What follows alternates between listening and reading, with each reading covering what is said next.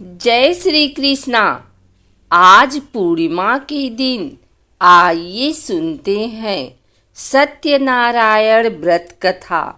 सत्य को नारायण के रूप में पूजना ही सत्यनारायण की पूजा है।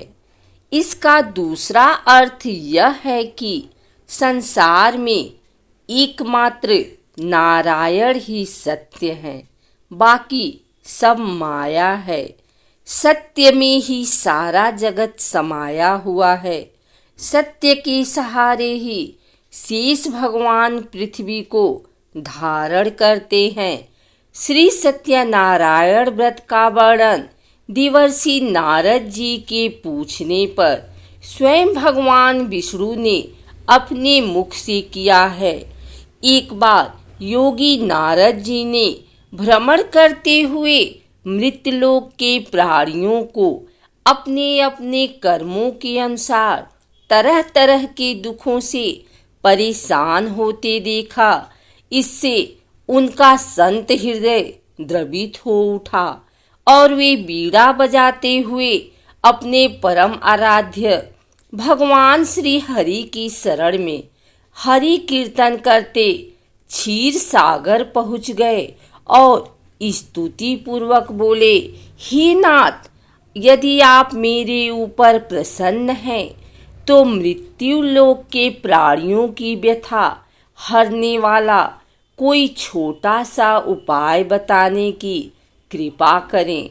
तब भगवान ने कहा, हे वत्स, तुमने विश्व कल्याण की भावना से बहुत सुंदर प्रश्न किया है, अतः तुम्हें साधुवाद है।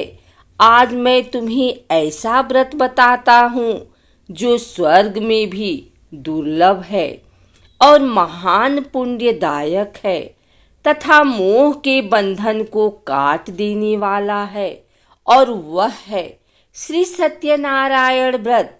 इसी विधि विधान से करने पर मनुष्य सांसारिक सुखों को भोगकर परलोक में मोक्ष प्राप्त कर लेता है।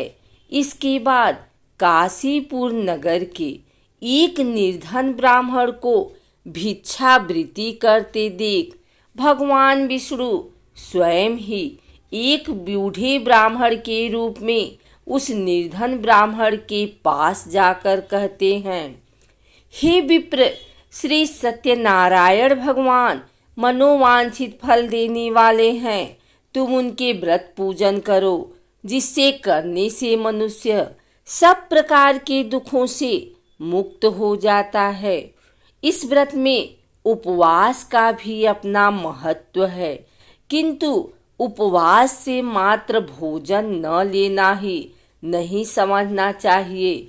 उपवास के समय हृदय में यह धारणा होनी चाहिए कि आज श्री सत्यनारायण भगवान हमारे पास ही विराजमान है, अतः अंदर व बाहर शुचिता बनाए रखनी चाहिए और श्रद्धा विश्वास पूर्वक भगवान का पूजन कर उनकी मंगलमयी कथा का श्रवण करना चाहिए। सायंकाल में यह व्रत पूजन अधिक प्रशस्त माना जाता है। श्री सत्यनारायण की कथा बताती है कि व्रत पूजन करने से मानव मात्र का समान अधिकार है, चाहे वह निर्धन, धनवान, राजा हो या व्यवसायी ब्राह्मण हो या अन्य वर्ग, स्त्री हो या पुरुष। यही स्पष्ट करने के लिए इस कथा में निर्धन ब्राह्मण, गरीब लकड़हारा, राजा उल्कामुख, धनवान व्यवसायी, साधु वैश्य, उसकी पत्नी लीलावती, पुत्री कलावती, राजा तुरगध्वज एवं गोपगणों की कथा का समावेश किया गया है। कथा सार ग्रहण करने से यह निष्कर्ष निकलता है कि जिस किसी ने सत्य के प्रति श्रद्धा विश्वास किया, उन सबके कार्य सिद्ध हो गए। जैसे लकड़हारा गरीब ब्राह्मण, उल्कामुख गोपगणों ने सुना कि यह व्रत सुख, सौभाग्य, संतति, संपत्ति सब कुछ देने वाला है, तो सुनते ही श्रद्धा, भक्ति तथा प्रेम के साथ सत्यव्रत का आचरण करने में लग गए और फलस्वरूप इस लोक का सुख भोग कर परलोक में मोक्ष के अधिकारी हुए। साधु वैश्य ने भी यही प्रसंग राजा उल्का मुख से विधि विधान के साथ सुना, किंतु उसका विश्वास अधूरा था, श्रद्धा में कमी थी। वह कहता था कि संतान प्राप्ति पर सत्यव्रत पूजन करूंगा। समय बीतने पर उसके घर एक सुंदर कन्या ने जन्म लिया। उसकी श्रद्धालु पत्नी ने व्रत की याद दिलाई तो उसने कहा कि कन्या के विवाह के समय करेंगे।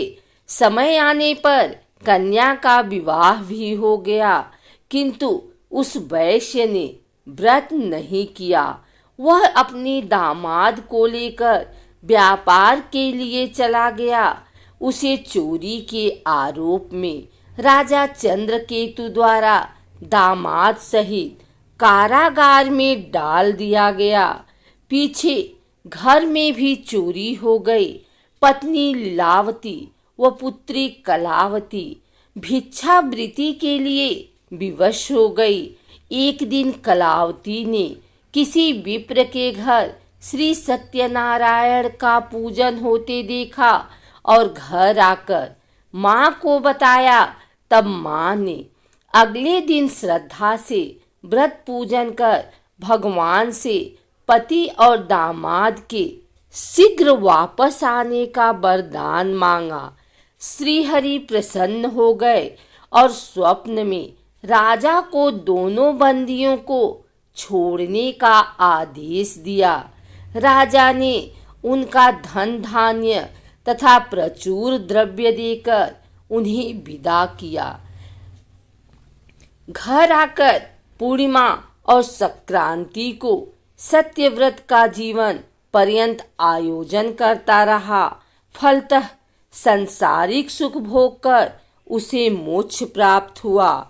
इसी प्रकार राजा तुरगध्वज ने वन में गोप गणों को श्री सत्यनारायण भगवान का पूजन करते देखा, किंतु प्रभुता के मद में चूर राजा ने पूजा स्थल पर तो गए, न दूर से ही प्रणाम किया और न ही गोप गणों द्वारा दिया प्रसाद ग्रहण किया। परिणाम यह हुआ कि राजा के पुत्र धन धान्य अश्व गजादि सब नष्ट हो गए। राजा की अकस्मात यह आभास हुआ कि विपत्ति का कारण सत्यदेव भगवान का निरादर है। उसे बहुत पश्चाताप हुआ। वह तुरंत वन में गया। गोप गणों को बुलाकर काफी समय लगाकर सत्यनारायण भगवान की पूजा की। फिर उसने ही प्रसाद ग्रहण किया तथा घर आ गया।